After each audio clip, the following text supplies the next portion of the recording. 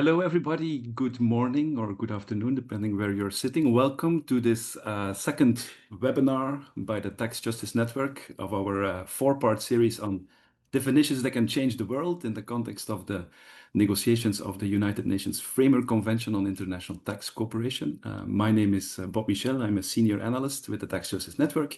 I will be your moderator today for this session. Yesterday, we had a great session on harmful tax practices. Today, we move to another room in the House of International Tax Cooperation, the room of exchange of information.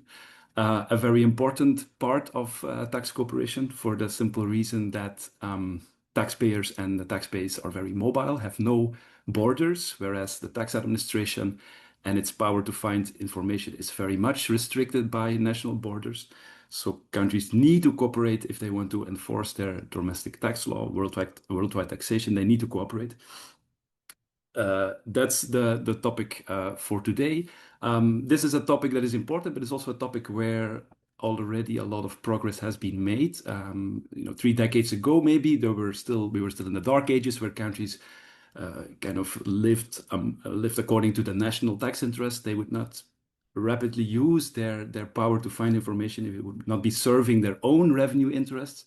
This has changed tremendously over the last decades. The OECD Global Forum has made tremendous progress in this field. Banking secrecy is gone. The Multilateral Convention is opened. Standards for exchange of information on request and automatic exchange of information and all kinds of instruments for automatic exchange of information. That's great progress by the Global Forum. But global is a bit of a misnomer because it's not global at all. There is still an important number of countries, low-income countries, that are not a member of the Global Forum. And there are also lots of low-income countries that are member, but that struggle tremendously to implement all the high standards and the instruments that are developed by, mostly by OECD countries or to the interest catering to the interest of OECD countries. So that brings us to the opportunity of today, which is the Framework Convention, where countries and where we can think of developing a new regime for exchange of information, maybe, or a modification of the current regime, or a merging of a new thing with an old thing, with an existing thing. That's up to countries, and that's for the long term, of course. But for now, the task at hand for now is to work on the commitment in the Framework Convention on exchange of information. So what do countries want to commit to in light of the Framework Convention and in light to the tagline of the Framework Convention, which is inclusive and effective international tax cooperation. So that is the topic for today. We have had 4 sessions of negotiations. We have a draft article or a draft commitment for exchange of information. So yesterday in harmful tax practices, the consensus of the panel was that the draft text does not have enough definitional content. The debate for exchange of information is completely different because there is a lot of definition in the draft, in the proposal. But if you look at it, it's mostly based on the rules from that current existing regime, lots of rules on limitations, use of information, and so forth and so on. That is rules that are very familiar because they are based on the rules in the OECD model, Article 26, tax exchange information agreements, and the Multilateral Convention, so very familiar concepts. And one of the most important concepts of the existing regime is the foreseeable relevance standard, which is also imported in the draft text. So that's the topic of today. Foreseeably relevant standard, very important because the regime of exchange of information is based on the idea that countries exchange information to the widest extent possible. But there is a very important caveat, a very important condition. A country will only give information if it's foreseeably relevant for the other country that will receive it to enforce its tax law. So this is a big limitation. There is not really a universal consensus on what this standard kind of means. It's applied, it predates automatic exchange of information, so it has to be applied to all kinds of forms of exchange of information, which means that it's a very fluid kind of concept. It can also be interpreted differently among countries, which makes a kind of a fragmentation, more restrictions in certain exchange relationships than in others, for instance. So that's the current standard. And so the question for today is, should we then borrow this standard and also use it in the framework convention? Yes, maybe because there is no other way. No, maybe because we need to think of new ways how we approach exchange of information. Big questions, but we have a great collective of expertise today. I will introduce the panelists in the order in which they will speak. First, Martin Heersen. Martin is a research fellow at the Institute for Development Studies, also a research director at the International Center for Tax and Development, ICTD. Welcome, Martin. We have Veronica Grondona. She is a senior fellow at the Independent Commission for the Reform of International Corporate Taxation, capital taxation, corporate taxation, ICRICT. Hello, Veronica. We have also great country expertise, regional expertise. Wanjiru Kiari from the Kenya Revenue Authority, competent authority, also a delegate for Kenya in the Framework Convention negotiations, and also a member of the UN Tax Committee in personal capacity. Hello, Wanjiru. And then last but not least, we have Emmanuel Eze, Senior Tax Policy Advisor with the ATAF, African Tax Administration Forum, but also representing the African Union in the Framework Convention negotiations. Welcome, Emmanuel.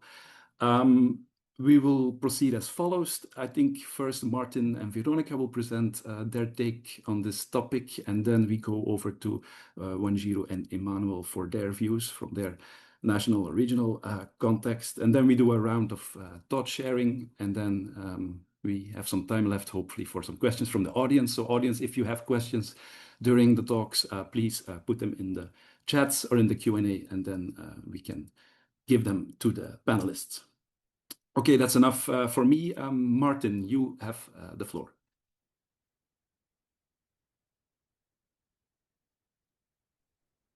Okay, thanks very much. I'm hoping my slides are sharing okay. Can someone give me a nod? Yep, great. Okay, thanks.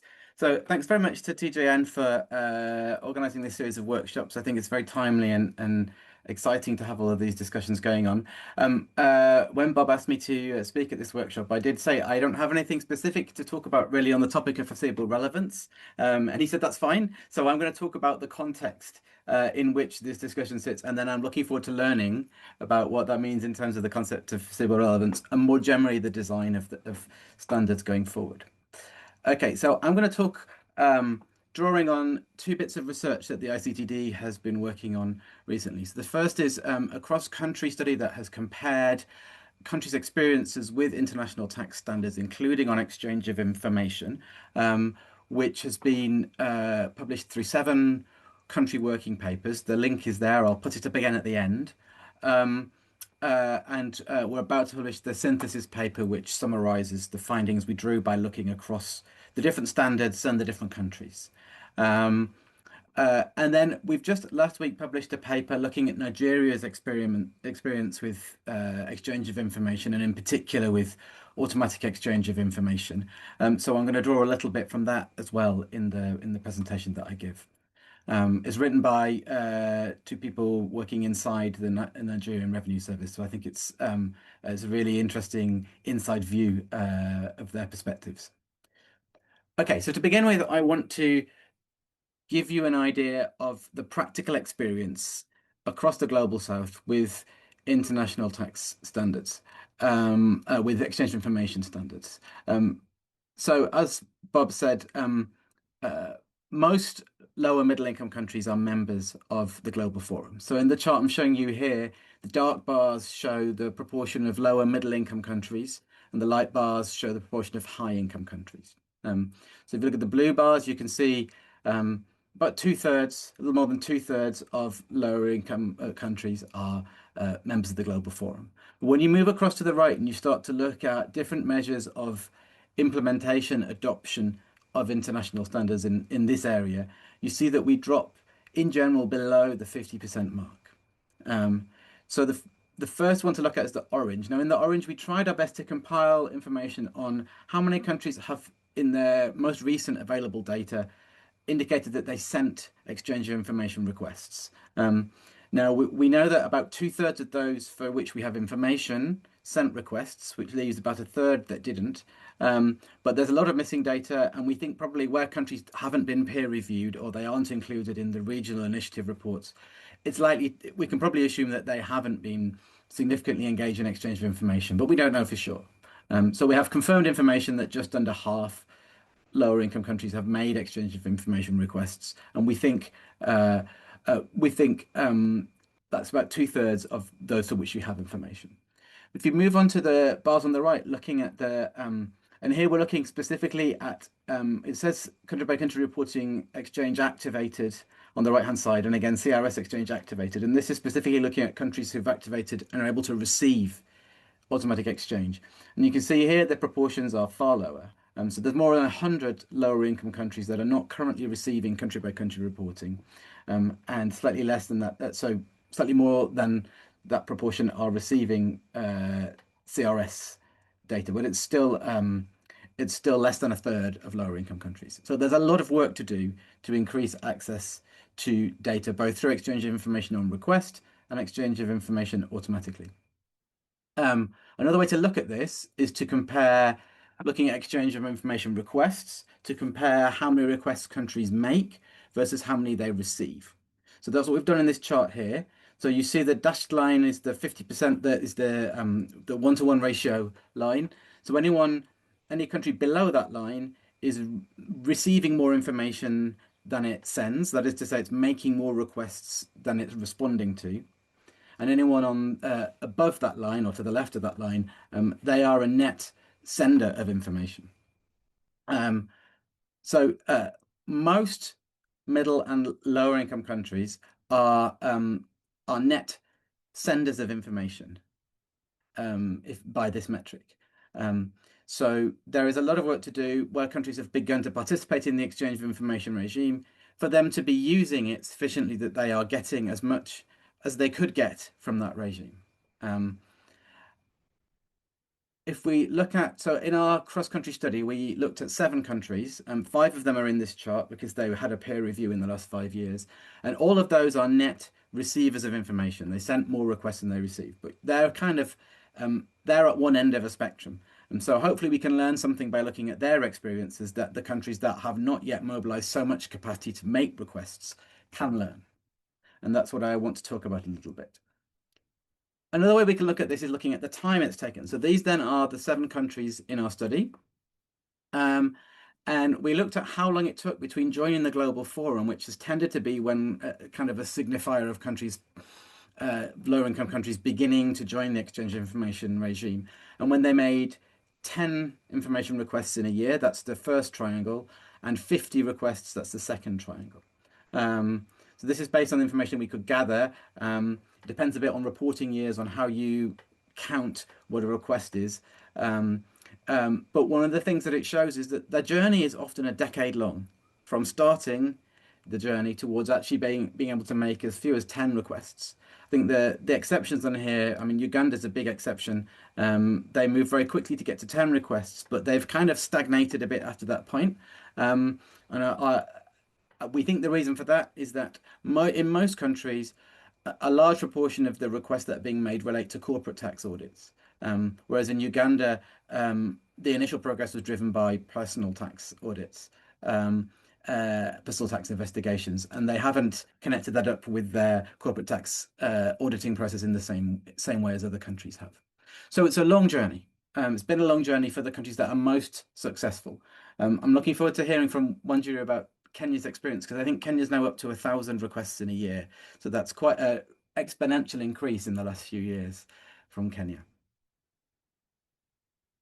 Oh, and then this just for completeness, this shows when countries signed and ratified the multilateral convention, which is often a part of the story. I thought it was interesting to note that Uganda and Kenya actually reached 10 requests before they had the MAC in force, whereas most of the countries it was afterwards. Okay. So just to pick out a few highlights from the Nigeria paper that I mentioned. So the first to say is that in Nigeria's experience shows that country-specific analysis is really important, because in Nigeria, personal income tax is handled at the state level, not at the federal level. And that has made the task of building capacity both to generate requests and also to use the CRS data that is now being received much harder, that institutional fragmentation. And that's probably reduced. So we understand that ability of the Nigerian Revenue Service to make use of the CRS data that it's now receiving. On the corporate tax side, it's being used quite intensively, but on the personal tax side, less so. Um, Second thing is that the setup in Nigeria was expensive. So it cost around $2 million for the initial setup, and then it costs zero point 0.6 million, so $600,000 a year in recurring costs. And in the paper, you can see a breakdown of where those costs come from. And the authors say there's two reasons why this was more expensive than it perhaps needed to be. One was the decision to set up an entirely physically separated secure perimeter for the CRS management, rather than using existing facilities because they didn't meet the security requirements.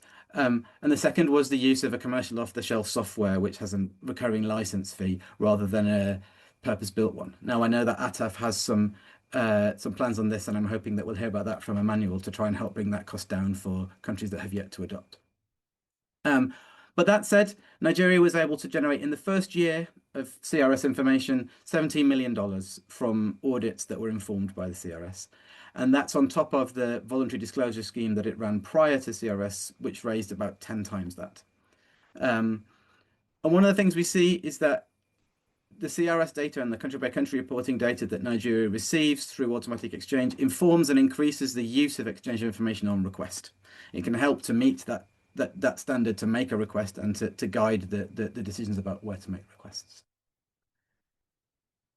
So that's Nigeria's experience. You can read more about it in the paper.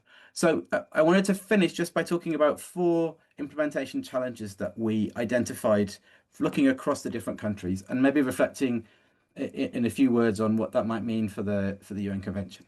The first is the crucial importance of demand side capacity. So the capacity to generate exchange requests through the audit process and to analyze and make use of the automatic bulk data that's received. That's partly about the human capacity. It's partly about cascading down the information and the sensitization about exchange information beyond the exchange information unit. I was in a country recently that had made a few exchange requests a few years ago and then none for the last few years. And I asked about this, and they said they had participated in the Global Forum's Training the Trainer initiative, which is part of how you're supposed to build capacity inside the Revenue Authority, where the people who'd done that had then moved on to other roles and hadn't been able to act as trainers within the Revenue Authority. So sensitizing people at the audit level and building their capacity to understand how to use exchange information in the work that they're doing is important. Another point this is about being able to respond to requests. In some countries, I think that the amount of Revenue Authority capacity that's been taken up responding to information requests is much higher because of capacity constraints at the Revenue Authority side. So, for example, in that same country that I was thinking of, one of the things that makes it hard for them to respond to requests around beneficial ownership is that they don't have data integration with the central bank, which has the beneficial ownership information. So it's a manual process of responding to a request, taking it and making that request from another agency, bringing it back and then responding. Compare that to a country with data integration, it could be a much more efficient process to respond. So capacity is taken up responding as well as capacity being lacking to generate requests. So I think there's things that could be reflected on in the convention about how to ensure that the capacity building side and the focus on revenue generation in exchange information for lower income countries is put front and center. Second thing is that it's hard to measure revenue gains. So we struggle to get data on this from many of the countries that we were working in. And one of the things we learned is that because this is a process that takes a long time, that requires a big upfront investment, but then it also requires ongoing political and management commitment. If you can't show the revenue gains from that investment, it's hard to maintain that commitment long term. And so helping countries to actually build in from the start a means of measuring the revenue that they're bringing in because of exchange of information and help to build awareness of that inside the Revenue Authority and more widely is important. Third thing is that some countries, not all, but some countries have been on what we call a compliance first trajectory. So the choice about which standards to adopt and when, how quickly, I think is really important. Think about those decisions Nigeria made that made it more expensive to do CRS. And the decisions about where to focus resource have often been guided not primarily by a revenue generation imperative, but by a compliance with international standards objective, which is mostly about sending. And then once you've got the capacity to send, then it's about keeping data you receive secure. And actually using that data then is another thing, another step down the line. So thinking about how to sequence the adoption of international standards, but potentially also how to change the way in which exchange of information works, maybe moving away from the reciprocal model, would help countries to commit more resource in the right order, bearing in mind the capacity they've got and the capacity they don't have, which might affect what they realistically can expect to raise revenue from in the short to medium term. And then finally, a point about delays and timelines. So it's a recurring theme in the studies we conducted that we learned that the institutional and personal incentives around auditing often run on much faster timelines than exchange of information requests run. And that delay in getting information, especially when there's a to and fro with the other partner or the other partner is felt to be delaying, that can reduce the incentive and the willingness of auditors to actually go through that process because they often have an incentive to close an audit much more quickly. So there's something there around thinking about the conduct of EOI and how that marries with and how that matches the the incentives of the auditors who are ultimately going to be the ones using the information that's received from requests. So those are 4 information challenges that we thought about that may have some implication for the convention. And I will stop there and look forward to hearing what everyone else has to say. Thank you. Thank you, Martin. That's some interesting information, especially the fact that 70% of the countries is a member of the Global Forum of the low and medium income countries, and then only 35% has implemented the CRS. And if you then say that in Nigeria shows what also the Global Forum has said, that exchange of information on request becomes more and more a function of automatic exchange to do follow-up requests, then this might also explain why exchange of information on request is not picking up in those countries. If you don't have CRS, you miss kind of the relevance of exchange of information on request. And yes, the principle of reciprocity is it's a bit of a dramatic outcome if I hear it correctly. So the relative cost to send a handful of requests is dramatically high because the reciprocity requires implementation and responding to all the incoming requests. So that's an expensive tool for a high cost for a few requests. Okay, Veronica, I give the floor to you. Thank you very much, and it's a very interesting presentation that made by Martin. I'm going to talk about the foreseeable relevance in the context of automatic exchange of information for tax purposes. But I want to start first by some definitions or just to put things into the context. So why are we discussing this at this moment? Because this is actually a discussion that is taking place in several levels. Today there's academics that are working on this also from different contexts. It's a concept that is also under discussion in tax administrations and is in the tax treaties that have been negotiated and that are being negotiated. But in particular, as was introduced by Bob, the UN Framework Convention on International Tax Cooperation that is being negotiated has in its Article 10, as drafted in February or in January this year, it mentions that the competent authority of the state parties shall exchange such information as may be, in brackets, or is foreseeably relevant for the administration or enforcement of the domestic law of the state party concerning taxes of every kind and description imposed on behalf of the state parties. So so one question in this context is if this is a useful tool or not, or is limiting in some way. So what is and what is the context from where it comes also. So some years ago, in 2023, I wrote an article in this respect because of some things I had seen in the Argentine tax administration and some discussions that were taking place in academia at that moment. Just also to continue with framing this, currently, the international exchange of information for tax purposes is framed by international agreements signed by the country. So those agreements can either be international double taxation agreements, bilateral cooperation, and mutual assistance agreements for the exchange of tax information, known as TIEA in English, and the Convention on Mutual Administrative Assistance in Tax Matters, normally known as the MAC, and other regional multilateral agreements. I believe HF actually has a model of a multilateral agreement. Maybe Emmanuel can comment on it later.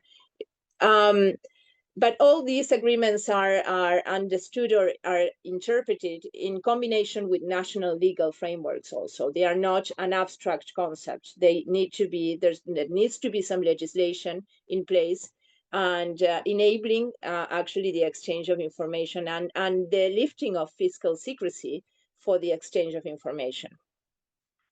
So Article 26 of the OECD Model Tax Convention and Article 4 of the MAC say that exchange of information should cover all information that is foreseeably relevant for carrying out the provisions of the DTA or the administration and compliance with domestic legislation regarding taxes of all kinds. It's interesting also that the UN Model Convention stretches a bit this definition, adding that the information should be exchanged that is useful for the contracting states to prevent tax avoidance and evasion also. Kind of this, the concept of foreseeable relevance in these agreements is normally used in order to prevent fishing expeditions, and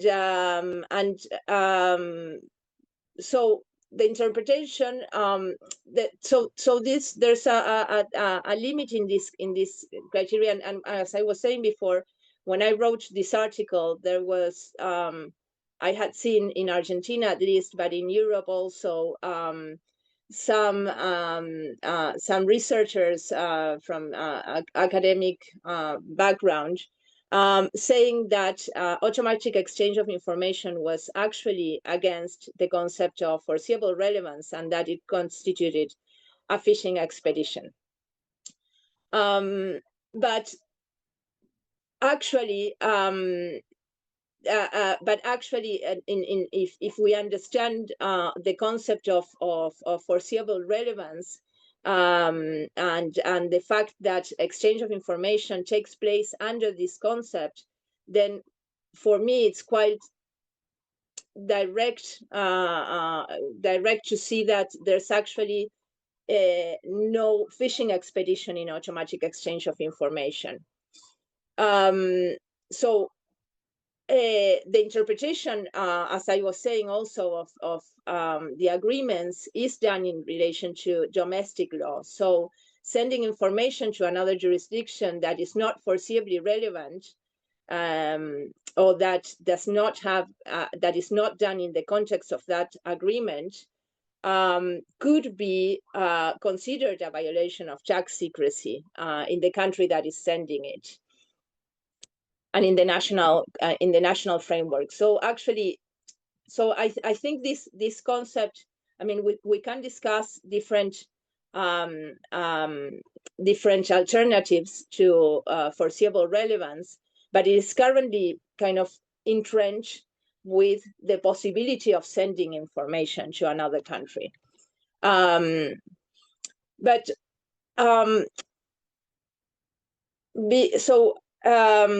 Before automatic exchange of information, we normally thought of foreseeably relevant as assessed in a case by case. And there was a burden on the demanding jurisdiction in requesting or justifying the relevance of that request of information. But after automatic exchange of information, the exchange of information is done massively, systematic, periodically, and we are not longer using an individual justification. However, in the underlying background for that exchange of information in the agreements that have been signed for the automatic exchange of information and also for the spontaneous exchange of information, there is also a reference there to the foreseeable relevance. Countries are not sending to each other, and this is something that sometimes, I mean, we who discuss exchange of information for tax purposes, we know it, but sometimes outside this context, there's this kind of fear that countries are exchanging any type of information. They're not exchanging any type of information. They're exchanging information that is very limited, actually, and that is very related to the determination of a tax in the other jurisdiction. So one type of spontaneous exchange of information that has happened, and we can discuss whether it's been useful or not, whether it's the way in which it is done is too limiting or not, but it has taken place, is the spontaneous exchange of information of tax rulings. And the foreseeable relevance in that context is relies in the fact that the ruling can affect and does affect another jurisdiction. So Argentina does not receive a tax ruling from the Netherlands that relates to Kenya. It relates. It receives a tax or information of the existence of a tax ruling that relates to a taxpayer in Argentina. The automatic exchange of information also of country by country reporting is quite limited actually today to the assessment of risk. So it is not done, and it also relates to the residence or the existence of an affiliate in another jurisdiction. So in Argentina, there's been some judicialization of this concept, and that's also why I wrote about it at that moment. And we had a very judicialized case, which was actually the exchange of information on the HSBC case, which was exchanged as spontaneously by France to the countries that of residence of those people, of the residents that had an account in the HSBC. So so in the judicialization or the results or resolutions of the courts in Argentina, what happened was basically the taxpayers were arguing that the results, that the procedure by which the French Republic had sent the information to the Argentine Republic was the result of a fishing expedition. And in response to these arguments, the courts upheld the administrative actions of the tax administration and observed that Article 26 of the UN model, of the OECD model, actually says that states do not have the freedom to participate in fishing expedition, but it was also emphasized that the rules require a reasonable possibility that information is relevant to the tax matters of another jurisdictions in relation to identified taxpayers. So what the courts ruled in this case was that it was reasonable to assign to the data provided on the holders of the bank accounts corresponding to the HSBC private bank in Switzerland the character of relevant information in the context of what I just mentioned. So on automatic exchange of information, moreover, the protocol on interpreting the MAC, says that, also that, as I mentioned before, that there needs to be an agreement for the automatic exchange of information that has all the context and of the information that will be exchanged. And in such agreements, actually, there's a lot of detail on the information that can be exchanged. So information is limited to predefined categories of financial accounts balances. The recipient jurisdiction is either the country of residence or is an intermediate to the country of residence of the taxpayer. And there's also a feedback mechanism. And this is also relevant because the feedback mechanism allows for a correction also in the cases in which the information exchange has not been foreseeably relevant. So if a jurisdiction receives information from taxpayers, if Argentina, and this is part of the peer review, in the context of CRS, if Argentina receives information of taxpayers which it cannot identify as residents of Argentina, then it has to provide feedback to the other jurisdictions in order to tell them, thank you, but this is not relevant for us. And so the other jurisdiction corrects this and does not continue sending information to Argentina that is not foreseeably relevant for Argentina. So this is, and this is also important in other contexts and for spontaneous exchange of information. And there's actually, the MAC also contains a type of exchange of information, contradictory data or inconsistencies. So which is not so much exploited, but that can be exploited. So it is true a bit, or following from what Martin was saying, it is also true that this that there's a learning process throughout the exchange of information, and that arriving to the possibility of replying to the other jurisdiction that this information is not foreseeably relevant requires to go that jurisdiction to go through a series of steps. But in this process, actually, this has already happened, and there's room for improvement, but already a lot of improvement that has happened. So, I just basically with this just to close on this and saying that that we are exchanging a lot of information, as Martin was also saying, and it's also the context for this seminar. We want countries in the South to participate more in this exchange of information, and that the definitions that we include in the UN Framework Convention need to also stand on this experience that we already have in relation to the exchange of information. In respect of the limitation of the foreseeably relevant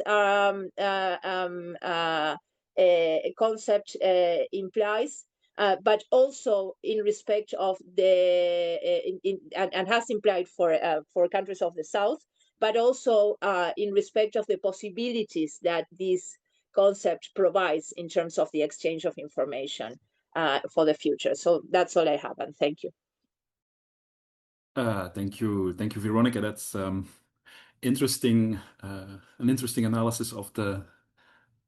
It's also a matter of historical development, because foreseeably relevant, the standard was there before automatic exchange took such a flight. So we are applying actually something that was maybe developed for exchange of information on request artificially to automatic exchange. You could say maybe if countries agree to do automatic exchange, the standard becomes less relevant because, like you said, there is an agreement and there is a mechanism, a feedback mechanism, and so on. Let's move over to Kenya. Wanjiru, Kenya has joined the Global Forum in 2009 or something, I think.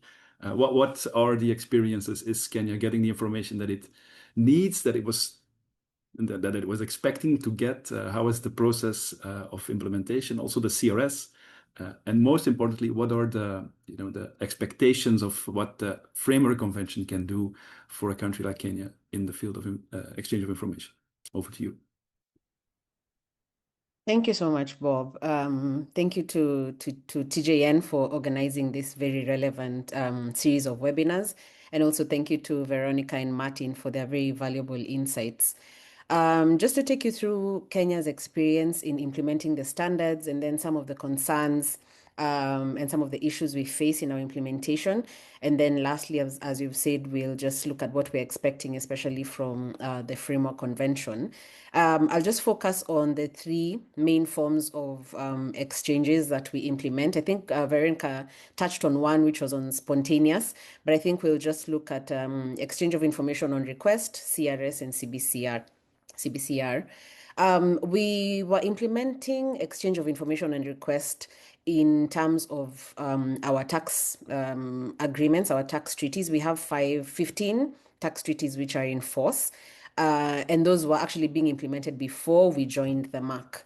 So the experience that we've had, especially for exchange of information on request, has been largely a positive one, but it has taken a lot of time and a lot of experience. I think as Martin was pointing out, we are a net requesting state. We haven't always been, because it has taken a lot of time for our team to be able to know how to formulate the requests, taking our auditors through the requirements of how these requests are supposed to be drafted and formulated.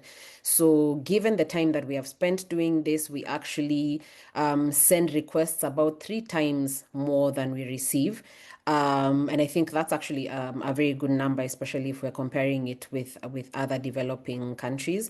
And we have been able to receive information that has been quite helpful in terms of using that information to unlock revenue. And I think in the next slide, we're going to look at some of the details of how our experience has been. We do undergo a peer review, being members of the Global Forum, and we have a rating of largely compliant, meaning we already have the safeguards and we implement the standards that are required for us to be able to receive and to exchange information. For common reporting standards, we commenced, the legislation was introduced about 2020 earlier, and then 2023, we put in the regulations, and then the exchanges commenced in 2024. But as of right now, we're still in the early stages of analyzing that data, matching it with our taxpayers, and then we're going to go through the processes of risk assessment and then impact assessment to actually see how helpful this information has been. So for CRS, it's still early stages, as well as for country-by-country reporting. For country-by-country reporting, we started implementing this in 2024. And we opted for the option of local filing, meaning we also ask the constituent entities within Kenya to submit the master file and the local file, while the country-by-country report itself now has to be submitted by the ultimate parent entity. With the master file and local file, we have found them actually a bit helpful. Again, we're still in the initial stages, but what we do in these initial stages is the risk assessment part of analyzing that data, and then we share these reports with especially with our transfer pricing officers. Given that, again, it's early stages, we still haven't started the impact assessment stage of it yet, but I think it has definitely enhanced the transparency of the multinationals operating within our jurisdiction. So with the risk assessment, I know as an organization, we really are moving towards risk-based audits and risk and data-based decision-making. So for CRS, for CBCR, and even exchange of information, it has really helped us to move towards data-driven decision-making. In terms of the experience with implementing these standards, as I've said, we have increased transparency, meaning once we get this data, we have been able to implement it. We have been able to analyze it and pass it on to our technical officers who have used it in their audit cases, which has had actually a very positive impact in terms of our revenue mobilization. So I think that's one of the key positives that we usually have in terms of exchange of information. Of course, there are a few concerns, especially when it comes to automatic exchange of information, key among them being the high cost of implementation. So we are not just talking about the infrastructure that we need for this, which has been quite significant. We have to consider that there are annual membership fees that we have to pay towards the OECD, towards the Global Forum. We also have to pay annual access fees to be able to use the common transmission system. And then I think, I don't know if this is proposed or if it's actually being implemented, but there's also a fee in terms of implementing the instruments on exchange of information. So I think this, at least in my opinion, is because of the fact that these existing standards were designed by and developed they were designed for and by developed countries. And even during the framework convention negotiations, I think I've said a number of times that if we would have discussed these standards at the UN, where developing countries were also part of those discussions, then we would have come up with infrastructure that could be implemented and could be adopted across the board. So I think those are some of the discussions that we are having to say that we cannot create systems that can only be implemented by certain countries when they present a very significant challenge for other countries to adopt if we actually want exchange of information to be effective. Thank you, Veronica, for your insights on foreseeable relevance. I think that is usually another standard that especially developing countries have a very hard time sometimes implementing. For Kenya, I would say it hasn't been such a negative experience, especially because of the exchange of information experience that we've been able to build up until now, because by this time we have spent a lot of time implementing exchange of information, especially on request. So we know how to formulate the requests. But maybe what we deal with a lot is when we submit the requests, then there are a number of situations where the requested state would ask for clarifications. Auditors need their information within a reasonable short period of time for them to be able to finish their audits and to finalize on their cases and translate that into revenue. So that back and forth, I think, as Martin had already elaborated on, it does have an impact on audit cases because you'll find officers proceed to close their audit cases without the information that had actually been requested. So that does create a bit of a challenge. And also when we interact with other developing countries, you find that they face a concern where different countries interpret foreseeable relevance differently. So you might, one country may be quite okay with your request, but another country will say you haven't met the standard. So the subjective interpretation of foreseeable relevance also presents a challenge for developing countries. And then another concern that we have is sometimes the information that you have requested for is not always received, or you might receive the information but not exactly what it is that you needed. And this might happen even when you have met the standards, when you have the infrastructure in place. And this is what has always been leading us to say that, yes, there are existing exchange of information standards, but are they effective? If you're actually not receiving the request. Sometimes those requests are taken through very lengthy administrative processes, which again affects the audits.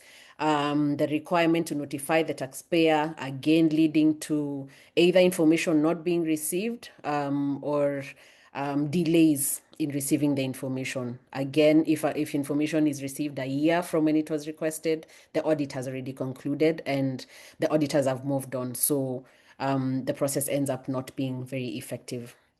And then finally, in terms of experience, I think we have talked about the membership of the Global Forum or even the OECD. We know that these exchanges are not universal. Not all countries have signed on to the necessary instruments that are needed for exchange of information.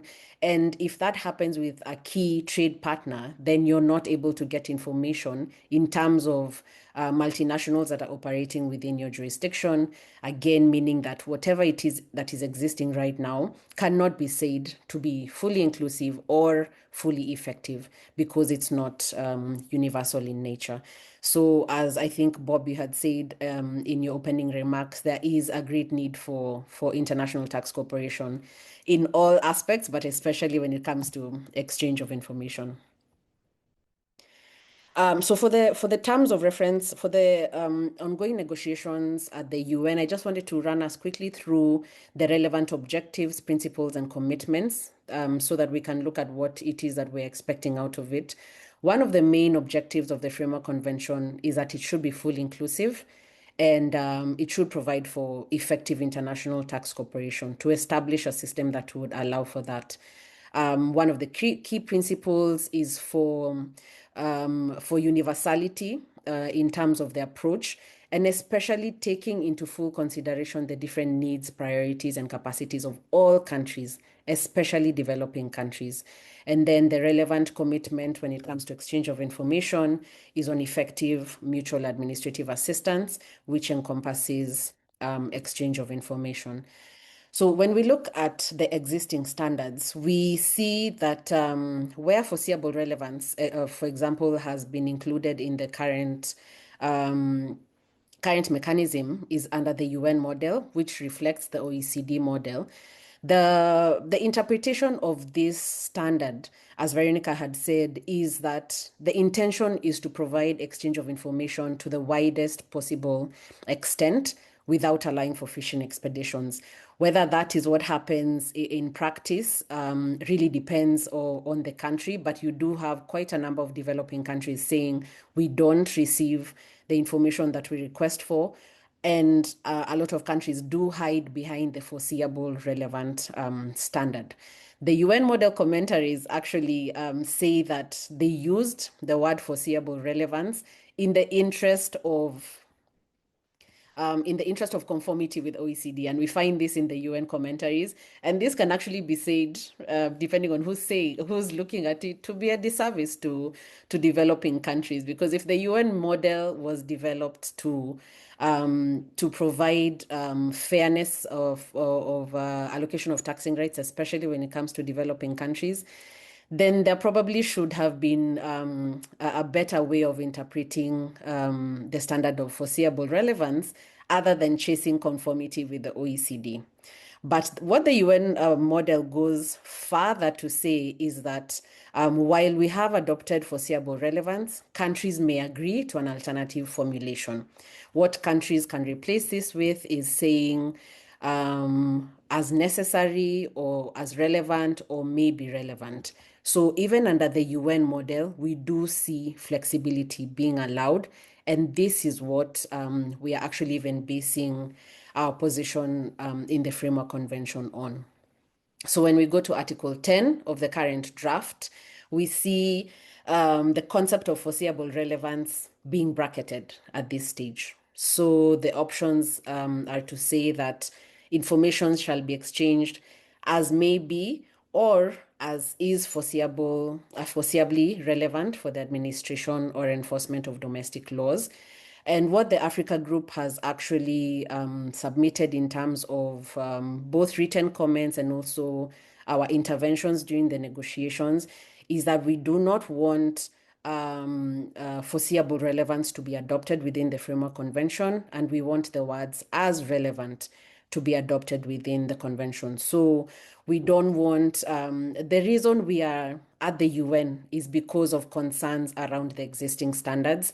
Across the entire Framework Convention, we have always pushed back against the idea that we need to be in conformity with the existing standards. And we see adopting foreseeable relevance as a very huge risk in terms of adopting it within the Framework Convention.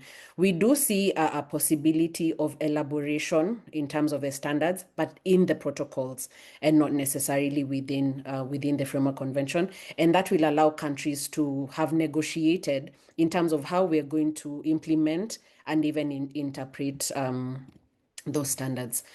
So finally, what do we expect from the UN Framework Convention? in line with the principles and the objectives that we've just looked at, we are hoping that the Framework Convention is going to develop a universal and fully inclusive, non-discriminatory and effective exchange of information regime. Having said that, we need to avoid reinforcing non-inclusive and ineffective concepts such as foreseeable relevance. We also need to make sure that we implement the principle of common but differentiated responsibilities, because we need to take into account the needs and capacities of developing countries. When we are looking at infrastructure, let's make sure we are adopting infrastructure that can be adopted by developing countries. We need to look at the priorities of developing countries. What policies do they need at this time? In terms of scope, we also would like to see the Framework Convention expanding the scope of exchange of information beyond financial accounts, so that we can see assets on information on assets, on real estate, and any other information that would help developing countries especially, and all countries, because I think illicit financial flows is a concern of all countries. So the wider the scope of exchange of information, the better the international tax cooperation is going to be. And then we also look forward to the Framework Convention giving power to the Conference of the Parties to develop any instruments or subsidiary bodies that are going to help implementation of exchange of information, and to make sure that the objectives of the Framework Convention as a whole are actually being met.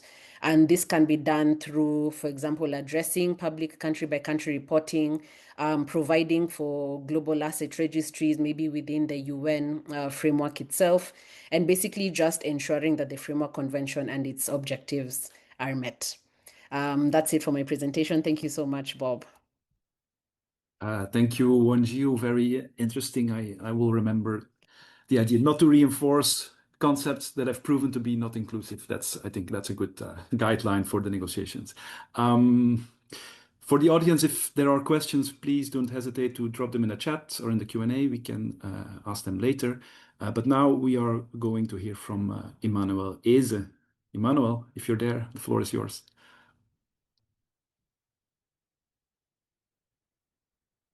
Thank you, Bob. Can you see my slide?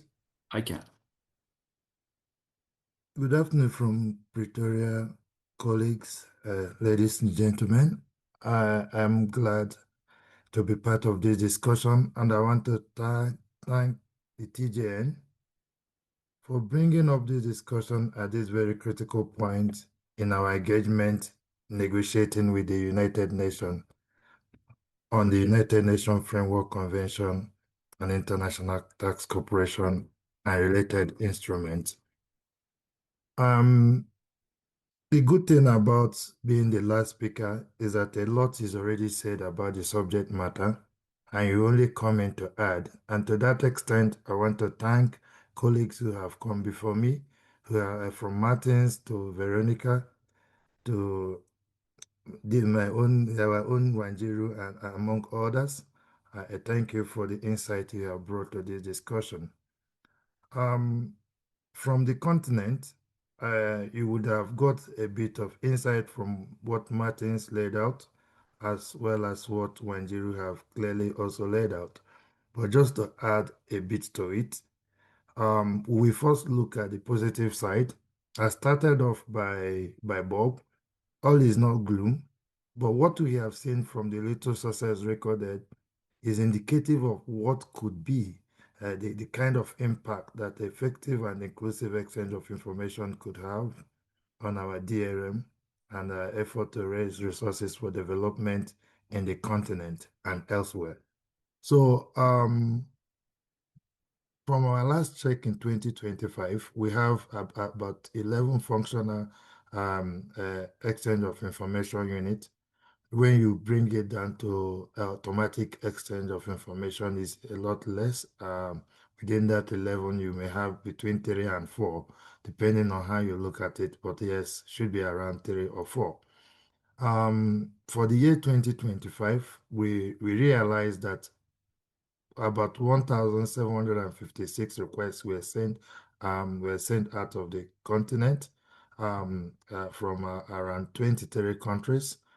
Um, we also noted that those requests relate to financial account, which is about 1.09 in number, and the financial value represented in those accounts is about 36 billion euros. For the information received, we were happy to be slightly on the higher end of things because we received information on 2.28 million financial accounts, harboring financial value of around 211 billion euros. Revenue gains. We have noted from our members that about 11 African countries have identified almost 400 million euros of additional revenue, relating particularly to tax interest and penalties as a result of information received and reviewed. So this is the positive side of things. And as I said, it's just a tip of the iceberg. It is indicative of what is possible in a world where you have inclusive, effective, and all-encompassing exchange of information relating to all elements of the fight against IFFs, BEPS, and also tax enforcement. But when we go in, we begin to see where the gaps are, and then we highlight on the need to fix some of those gaps. So the first question we are asking would be, the Global Forum, is it truly global? Because the leading platform for exchange of information in today's world is the Global Forum. And in that sense, we just begin by pointing out that there's only around 15 African countries, is about 15 African countries have remained outside the Global Forum framework. And these 15 member countries are therefore not part of the exchange of information network, with all the benefits, some of which we already highlighted, that could possibly come from that. And this creates asymmetry between capital exporting and capital importing countries. Now, we highlight those who are not in the framework, but it's also important to point out that sometimes, and most of the times, even those who are within the framework, being in the framework alone is not tantamount to benefiting from the framework.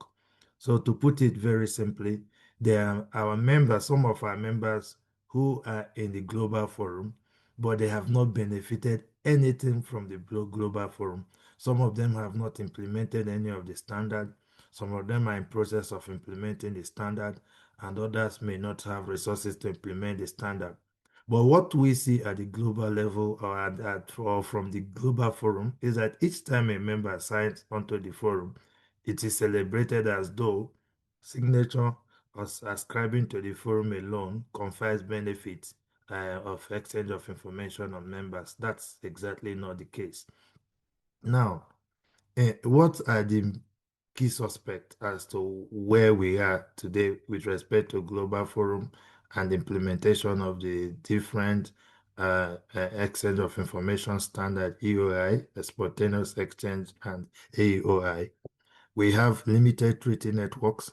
This is true because for you to implement exchange of information in a manner in the context of our discussion, you would have to have both primary and secondary legislation, the requisite international instrument, either bilateral or multilateral, to begin to even talk about implementation.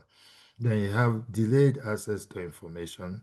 For countries who are even there, the delayed or sometimes denied access to information becomes a key sticking point that may as well discourage others from even trying to implement. Then you have the elephant in the room, which has been highlighted by colleagues, including Wanjiru, and that will include the high cost of implementation. I am happy to refer back to the presentation made by Martins. That was a wonderful one. I was, yours sincerely was in the leading team that implemented the exchange of information for Nigeria. And I can assure you that $2 million is just a flash in the pan because implementation did not start from access controls and procurement of CTS and other platforms. It started first from reforming the domestic legislation to ensure that we're able to exchange information in a manner conceived by those standards. And yours sincerely was also part of those process, starting from the reform that came through the amendment using the financial bills, the consultation that attended those amendments, which were expensive, and also the running of the various committees, both outside the legislative chambers and inside it. The cost, when put together, will be in the north side of maybe $4 million, and that is a key cost element.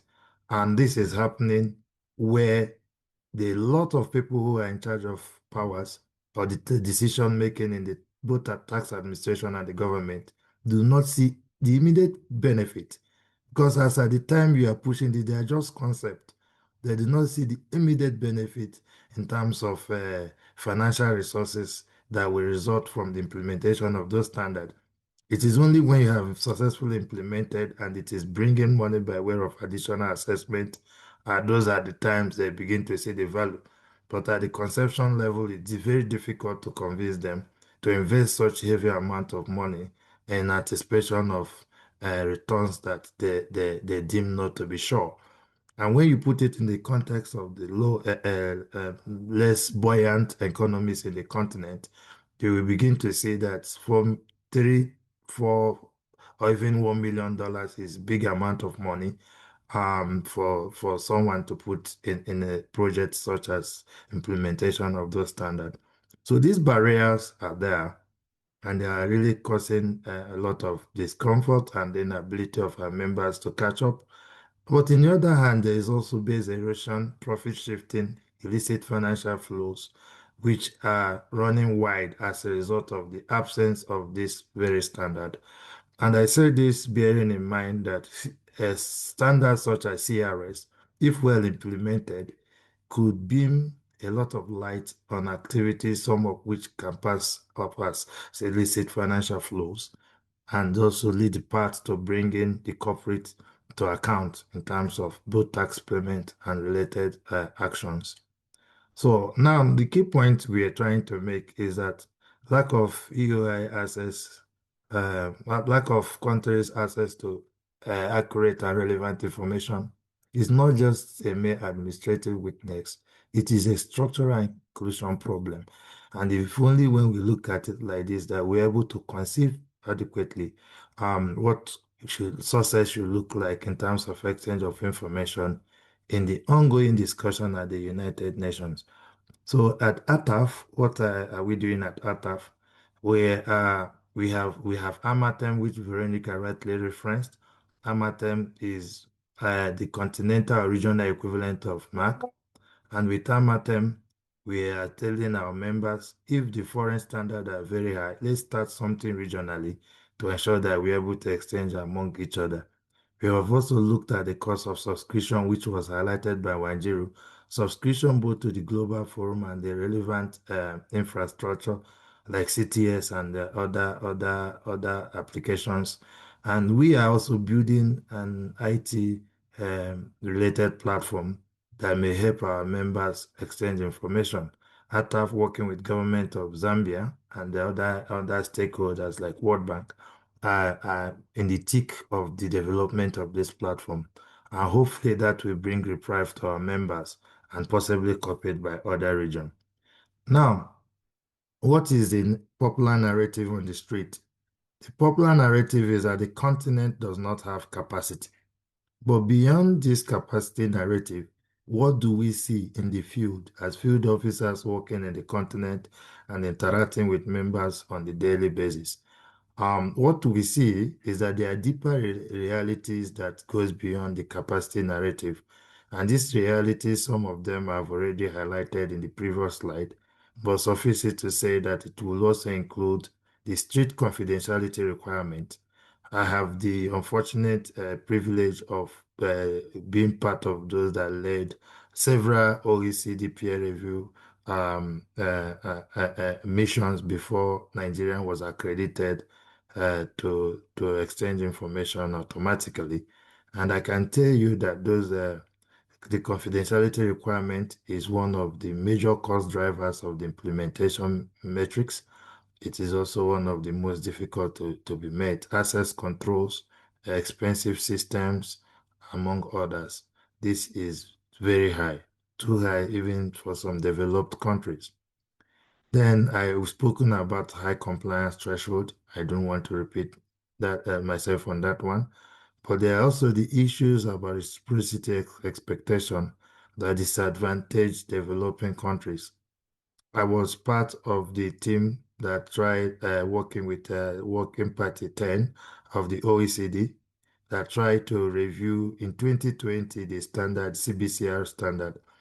And one of the issues that I highlighted with my team from Nigeria and then is the fact that there are an aspect of the implementation wherein the developed country can continue to receive information from developing countries, and they will not give information back in reciprocity. And what they are citing is that such developing countries have not met the confidentiality threshold. And if that be the case, they are able to receive, but they don't give back. So those asymmetries and imbalances are part of key deeper problems that frustrate members beyond lack of capacity. Then there is also the primary issue of today's discussion, which is foreseeable relevance. So I want to take a bit of difference from uh, completely opposing the concept of foreseeable relevance. What I would rather oppose is the ascribed contextual interpretation that developed countries have given to it. Foreseeable relevance, if properly defined, can actually help to minimize administrative costs at both ends, both at developed and developing countries. But the way this principle or concept have been used in recent times is to give it a very negative and restrictive interpretation that ensures that most of the times information requested are denied. And there is also a paradox to it, which I will speak to in my next slide. Similar issue is procedural burdens before information can be requested, and limited access to trade data and e-custom systems, some of which are not even covered by the current standard. So in essence, we are saying that the consequences of all these realities, these negative realities towards implementation, is that the countries most in need of tax information often face the highest barrier to obtaining it, and thereby leading to minimize the domestic resource mobilization and other ills, which include IFF and what have you. Now, why foreseeable relevance is the way it's been practiced in terms of the existing standard is primarily a standard designed for protection, not inclusion. Should it necessarily be so? My answer is no, but this is the reality which we face. Information must be foreseeably relevant to the enforcement of domestic tax laws. This is a statement of the principle, and I will just adopt what both Wanjiru and Veronica have said as to the interpretation of this principle. But what I would rather speak to for want of time is the practical realities which have produced a kind of paradox. For instance, for you to know that information is foreseeable relevant, it predisposes that you have a prior knowledge before you even request the information. And this is very important because Martins highlighted it when he spoke about countries who have automatic exchange of information being able to also trigger subsequent requests in terms of exchange of information on request. It is so because through the automated systems, they have an idea, they have a clear view of the information they are looking for. So it is easier for them to frame it in a very succinct and direct way that makes it difficult for the other parties to say they are going on fishing expedition. But what of countries who, for lack of capital or funding, are not able to implement automatic exchange of information? What you are now telling them is that they may want information, but the information they want, which they don't really have, They must prove that that information is relevant before they obtain the information. And they have no way of proving that because sometimes it's just an audit hunch. Sometimes it may just be suspicion and incoherent information, and therefore the need for them to get a more certain and accurate information from the other side. So we also note the difficulties that exist where opaque offshore structures exist and are protected by jurisdictions. This does not help in any way in trying to get this information. Like I said before, if you have worked with tax authority like many of you have, you realize that most times the authorities may just suspect abuse but lack enough preliminary evidence to ensure that the information is not that their request is not tagged as fishing expedition. So these are key issues and the paradox created by strict insistence by developed jurisdiction that you must prove foreseeable relevance before the information is released. If you have all elements to prove foreseeable relevance, maybe you may not even need the request in the first place. Now, we are looking at why this matters. I have spoken a lot about the need for DRM and the relationship between EOI and DRM. But one thing I need to also emphasize is what we say in the tax and tax operating environment, that information is revenue. As a tax auditor or taxman, you're able to collect as much tax as the information within your reach. And to that extent, we're even looking at the existing standard, whether it is even sufficient to cover all elements of information we need for effective tax administration and also for effective tax fight against BEPS and IFF. And we are looking at that without information, you may not be able to access offshore assets. They remain hidden. Aggressive tax planning may continue to go undetected. Beneficial ownership structures will remain opaque, and tax administration will continue to lose audit capacity. In this sense, revenue mobilization weakens. This is why it matters so much that we pursue effective and inclusive exchange of information. Now, for the continent, we are looking beyond revenue that it may also impact fiscal sovereignty, your ability to actually determine what happens to the money you're making and the flows. Debt sustainability will become a problem. Then you talk about development financing. Between 80 to 90% of what is required to fund the Africa we want, which is the Agenda 2063, is expected to come from DRM. And without effective exchange of information, that objective may never be realized. And when you look at the data coming out of Nigeria, you begin to see the promise that implementation of some of these standards, when well implemented, can bring to the table in terms of money. Now, what is the missing link? The missing link, which I have referenced prior to this slide, will have to do with data relating to invoice manipulations, trade mispricing. We do not see clearly how the current framework covers it. We are also looking at having a deeper, a touchlight on offshore secrecy structures, hidden beneficial ownership arrangement, profit shifting, undeclared offshore wealth, among others. Now, we should also ask a critical question as to whether exchange of information should not deliberately be designed to support anti-IFF investigation, anti-corruption effort, asset recovery, and financial crime enforcement. And we say this bearing in mind the limitation in use of some of this information, which sometimes are prescribed to be only for tax purposes.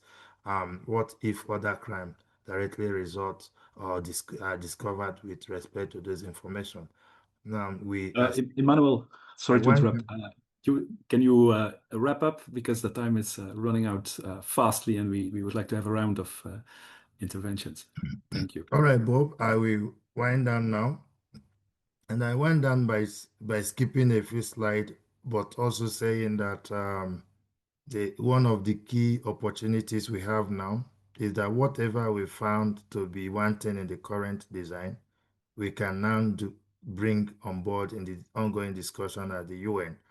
And we are also rounding off by calling on members to support that discussion ensure that we right any wrong, any existing wrong in that platform. I think, Bob, I have said so much, so I will draw the curtain there as we wait for response from colleagues on the call. Thank you. Thank you, Emmanuel. Let's now hear again from everybody. We'll give you 2 minutes for some concluding remarks. We start with Martin. Martin, your presentations were very much focused on capacity and implementation, but what about norm setting? Is there a role to play for norm setting at the Framework Convention?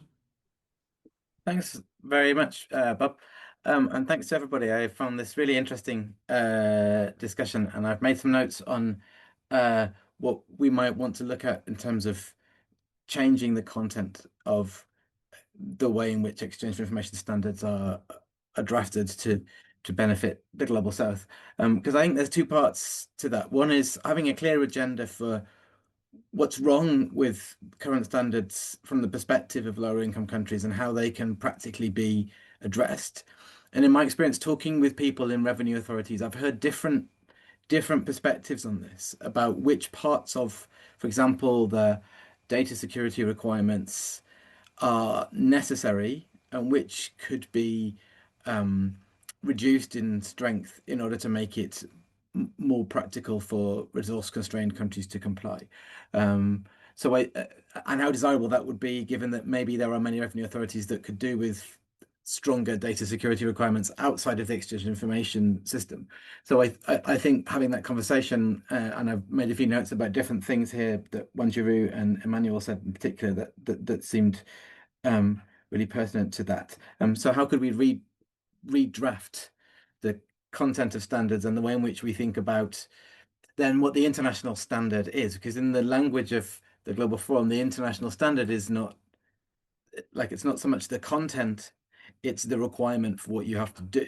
And so the thing I learned about this when we actually had a dialogue with the OECD, the Global Forum Secretariat, around the way in which we wrote up our findings from our research was, from their perspective, the Global Forum is not necessarily like the inclusive framework, in that while both use the language of equal footing, the international standard on exchange of information, so the two on exchange of request and an automatic exchange, the CRS, they are not set by the Global Forum, which is the body in which supposedly everyone is on an equal footing. They're set by the OECD, by the Working Party 10. And so there is no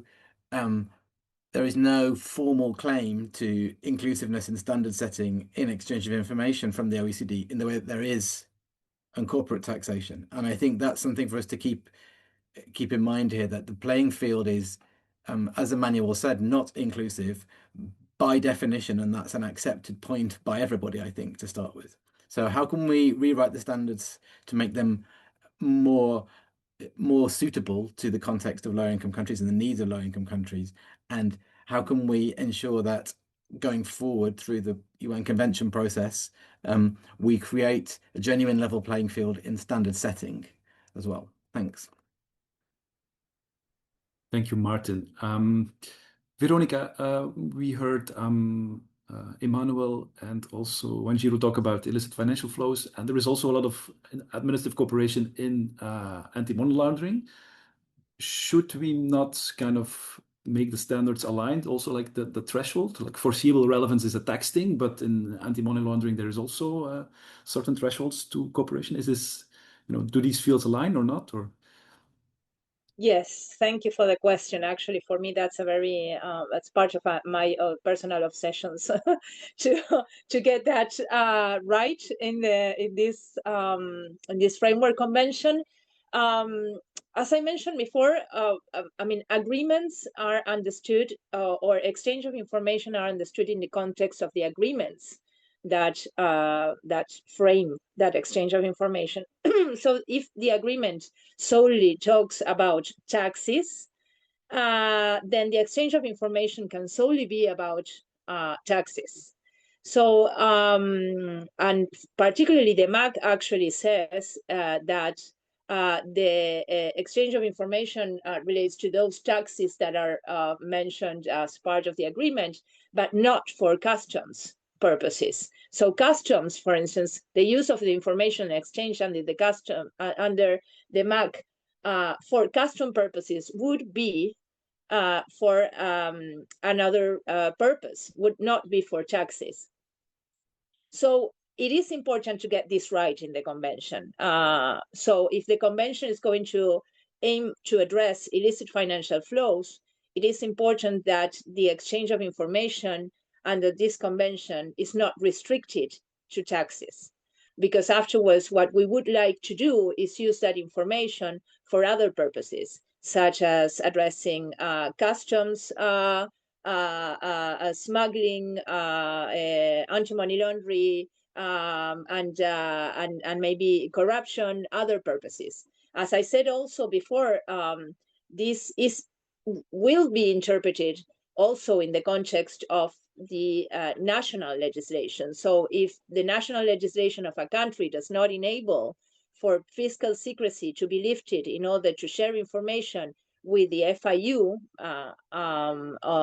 the information obtained by the tax administration with the FIU, then even if the convention says that it is enabled, it will not be enabled if locally you cannot share information with other agencies. So both aspects need to be correct, but for the purpose of the convention that we are discussing, this needs to be correct. So the concept also of relevance or foreseeably relevant will also be in that respect, but it's the context of that concept and that definition with the limitation of confidentiality also. In the MAC, this is enabled in Article 22,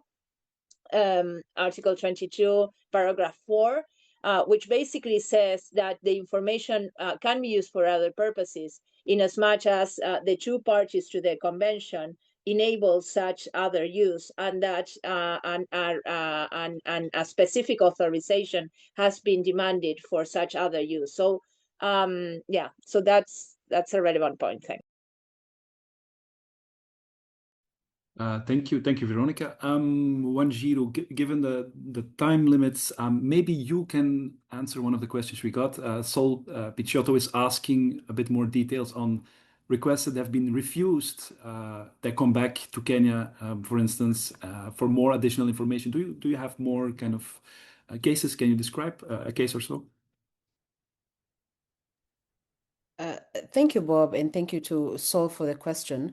I don't think I would limit or restrict this necessarily to Kenya, especially because I said it's not necessarily an issue that we face so much as a country. I think given our experience, we don't deal with that a lot. We have refined how we draft our requests. And I think even in terms of the auditors getting the information that is required, I think our process has more or less been streamlined in terms of how we draft the requests. But generally speaking, and even from engagements that you have with other developing countries, I think some of the issues that come up are in terms of creating or establishing a nexus between the two companies, or the company that you have identified within your jurisdiction, and you're trying to get information on a company in the other jurisdiction. So the issue could be that maybe the other jurisdiction cannot establish a relationship between the two, meaning that you would not have met the standard of foreseeable relevance, but maybe within the developing country, you can see transactions between the two of them. So those issues come up. I think in terms of additional information, it could be on how to identify the taxpayer, maybe in terms of how to locate them, or more unique identifiers of the taxpayer, which sometimes the developing country may not have. And that is what has necessitated the request in the first place. I think Emmanuel had also touched on that a little bit. The fact that if you had all this information that maybe the requested state is asking you for, you wouldn't have needed the exchange of information requests to begin with. So sometimes it's just that asymmetry of information, or interpreting the foreseeable relevant standard in a way that the developing country really has no more information to give before they can receive the information that they need. And I think sorry to take you to another comment, but somebody else has also said that requesting for additional information is not necessarily a bad thing. And I agree. I think the additional information sometimes is needed. I think from what we were saying is that from the negative experience that you have is that the time it takes between asking for the additional information and then the back and forth between the two states does cause delays, intentional or not, which means that the auditor may no longer require that information because they also have their deadlines within which they have to finish their audit cases, and they have targets which they have to meet. So sometimes, as much as it may really be justified to ask for that additional information, the time that it takes for the two competent authorities to come up or to agree that or to process the exchange of information request goes beyond what the auditor would require or the information that he would require. So it's not a bad thing, but sometimes it just has a negative impact on auditors. Thank you, Bob. Thank you. Then that leaves us Emmanuel. Emmanuel, there was a question about the cost of implementing. For instance, in Nigeria, what is your experience there about the total cost? Thank you, Bob. As I pointed out, without disputing the output of the research which was exposed by Martins, I know the people he work with, they are very honest people.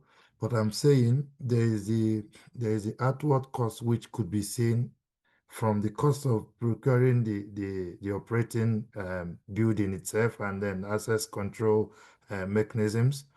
Those ones are the outward-looking cost which could be seen and measured, and also the cost of different subscriptions.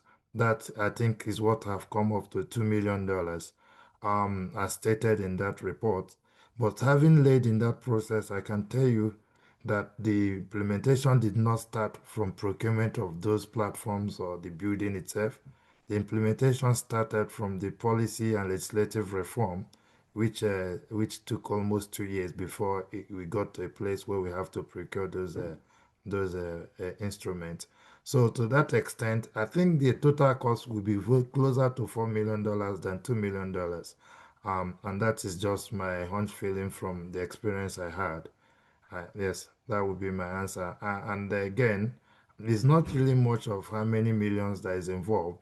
It's about also ability of jurisdiction to afford some of these elements.